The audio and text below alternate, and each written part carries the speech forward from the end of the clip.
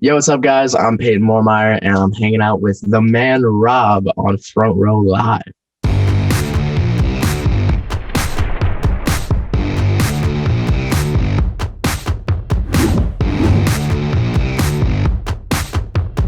First of all, I'm like really digging that pop punk is making a resurgence. Like the reason for my existence is pop punk. So the fact that you are creating this kind of music, this kind of genre, but bending it a little bit to make it something new, something fresh is incredible. What is it about pop punk and this genre as a whole that made you want to pursue it and create the music that you're creating today?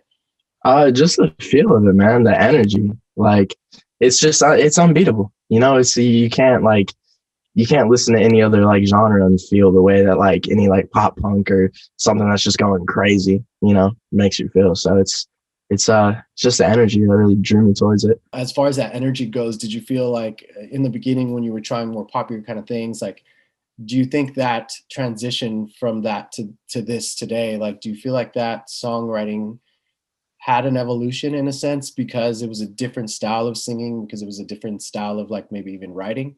Right. Yeah. I mean, it definitely it changed a little bit because then it's like not even I'd say with like writing, but like just the way of like singing the songs and everything completely changed. Like, and I haven't been singing that long, so like finding that voice and like I'm still finding my voice. You know what I'm saying? But like finding that sound and what's gonna work for me in that genre and stuff like that.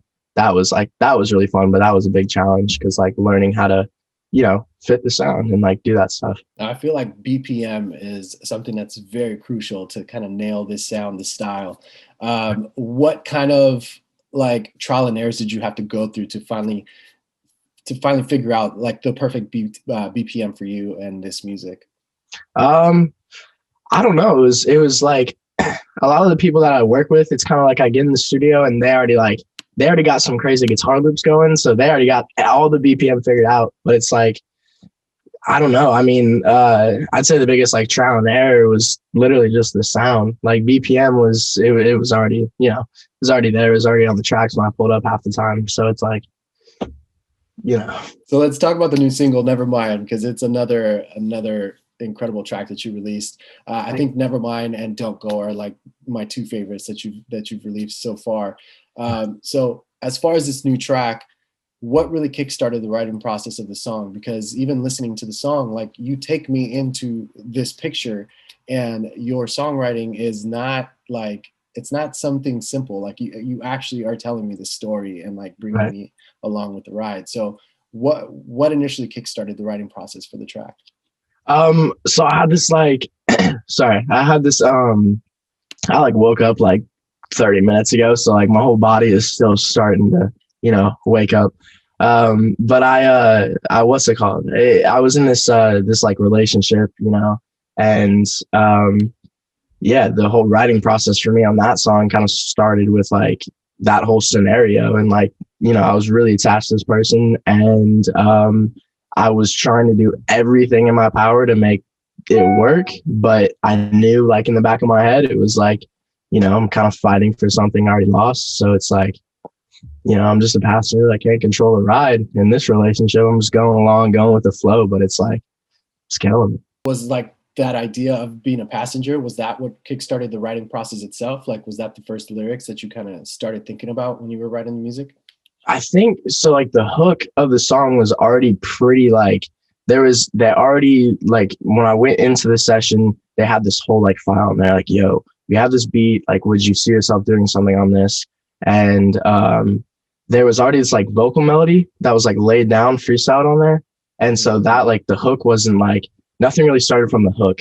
I think we started writing the first because like how I make songs with like this certain group of people is like, we'll get a guitar melody going, we'll get something going, and then like there'll be like two people over there like making the beat just going crazy, and then me and my friend Nick will be like sitting there just going crazy writing the song, and like we get it good sometimes. We'll have songs written before the beat will be done and like stuff like that. But I think it was like the first verse, and it was what's it? Oh, I was thinking of the wrong song for a second. I almost said the wrong lyrics. Yeah, I mean, I feel like it really was the first lyric of the first verse. It was just the love drunk thing. Like I used to be love drunk, and then now we're just caught up. Like that was really like the first lyric that kind of set the whole vibe. Of like, all right, this is the song. And talk to me about the team behind it, that production that you're talking about. Like, who was this specific team, and like as far as the producer goes, like who was the producer, and how did he kind of help mold and create the song? Right. So the producer, his name was Adam, and then there was Drew, who was playing guitars and getting all that stuff, and then Nick, who helps me write a lot of the stuff, and is just in there in the room with me. And Nick's crazy, and so is Drew and Adam and all them. Um, but yeah, Adam and Drew usually are way more on the production side, and like get everything rolling and flowing while we're writing the song. And it's just it's a great vibe with them. But yeah, Adam and Drew, I believe, or Adam had the song like Nevermind as like a beat kind of already made. So then when I got in the studio, it was just like making it to my liking and like just tweaking things, doing this. So yeah. As far as like your songwriting goes, because this is like your fifth release that you've done so far. So Right. from that first time that you released your first track to now, how do you feel that evolution of your songwriting has been? Do you feel like it's been like a drastic kind of change, or do you feel like it's something that like subtly but naturally keeps kind of progressing as you write a new track? I mean, looking back at it now from like day one, it's definitely a drastic like change because I've found just like what works for me. You know what I'm saying? And like what helps me write and get along the whole song instead of just like writing like two verses and being like, oh no, we'll finish it tomorrow. It's okay. Um, so I definitely figured out like what works with like my writing process, and like definitely a lot more vocabulary has been learned. I got a little bit smarter over the past year, so like I have more words to use, which is nice. But no, I think right now it's definitely just slowly, gradually, you know, going up, which is nice. Always feels good to make progress. And that's a good point that you mentioned, like the vocabulary kind of changed.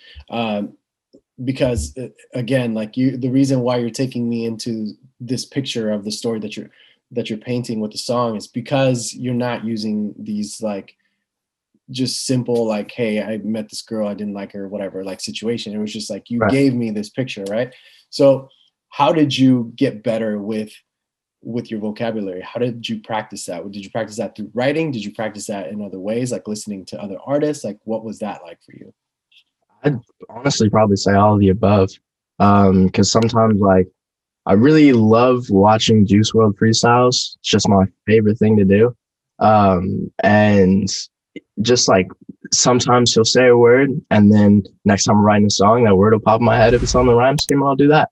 But that's just like that's a little reason. But what's it called? Just writing songs, just going hard with making different songs, whether it's in my room or in the studio, and even hopping on Rhyme Zone when I get stuck and finding a word, and then it's like, oh, there's a new word I can use whenever. As far as like a body of work goes, because again, this is like 5 tracks that you've released so far, and each one has been like solid.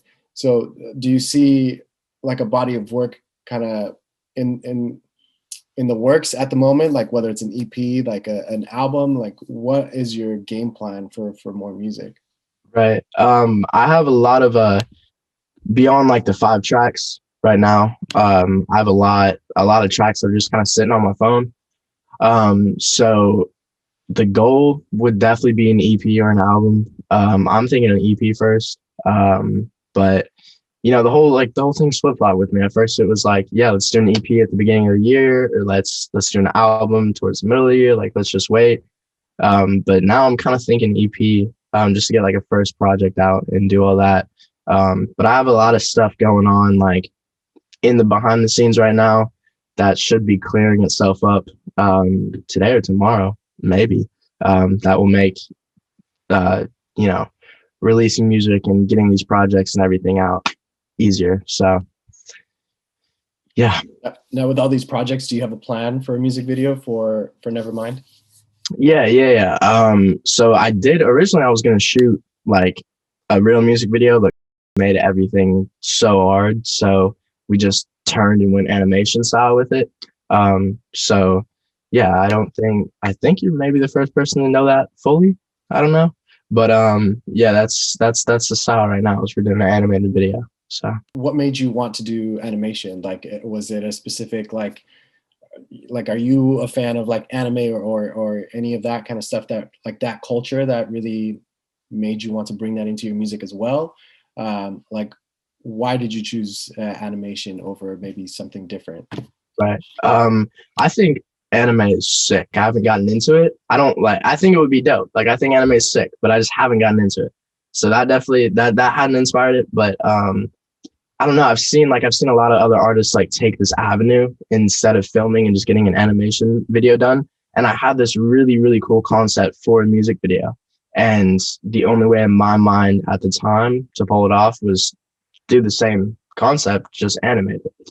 And so, yeah, plus with the animation, we can throw cool little things in there that couldn't happen in real life. So, and plus, I do really want to see myself as like a little animation character. That just seems really That's cool. everyone's dream, right? Yeah.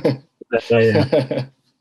So as far as your music goes, like what kind of pop punk artists inspire you? Because as I mentioned in the beginning, pop punk for me is like the reason for my existence. It's Right. you know, because of artists like Newfound Glory that I wanted to do this. And then like now it's like I'm excited for artists like A Day to Remember who are about to drop a record.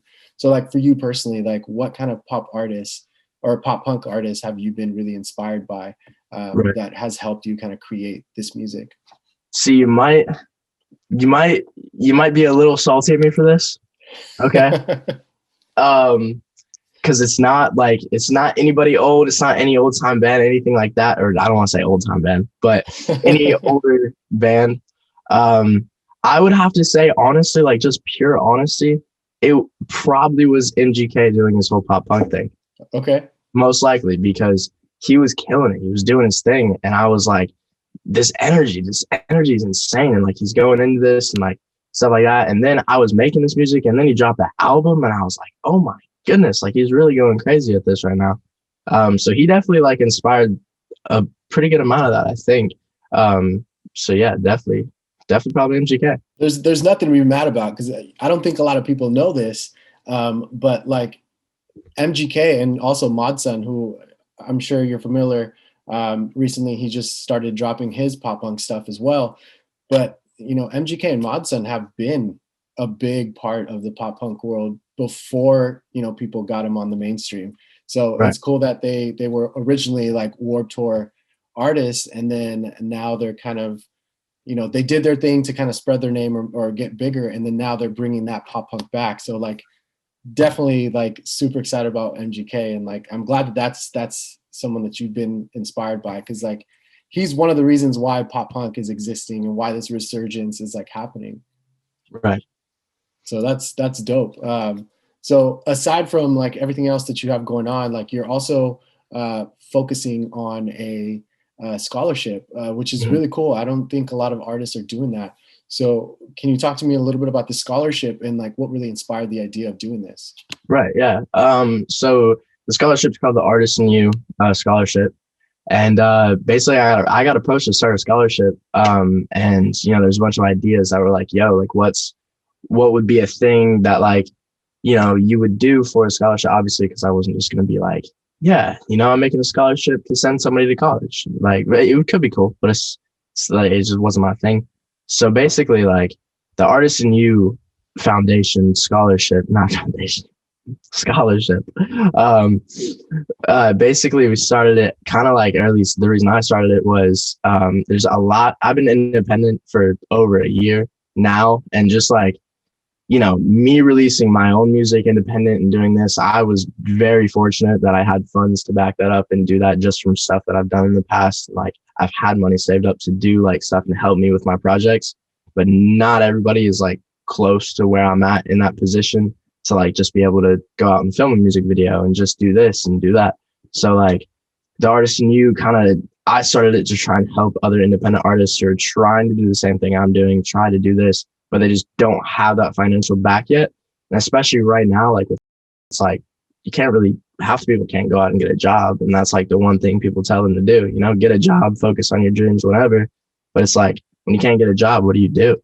So hopefully the Artist in You can help one independent artist, you know, follow the dreams and get their stuff set up and start making some music. That's awesome. But like, so for those that are interested in doing that, like what do they have to do? How can they apply? You know, what's the deadline that they have in order to do that? So the deadline's like February 14th or 15th. I can't remember if it's 15th or 14th. It's one of the two. I think it's 15th. But yeah, there's a link. It'll be on my Instagram, and you literally just click it, and it will take you to this page of information, and you just fill it out. You know, your name, this, why you want the scholarship, and yeah, it's just a whole little pamphlet you fill out and submit it, and then yeah, we just go through the submissions. That's awesome, man. I love when artists give back, and you know, there's always so many ways to give back, but like when it's something where it's directly gonna affect someone that is also trying to be at the level that you're at. So like that's really cool for doing that. So thank you for doing that for young, you know, aspiring artists as well. Oh, no problem, man. No problem. Well, dude, congratulations with the new single. I am definitely loving your sound. I'm a new fan, and I'm here to stay. So keep doing what you're doing. I appreciate that. Thank you.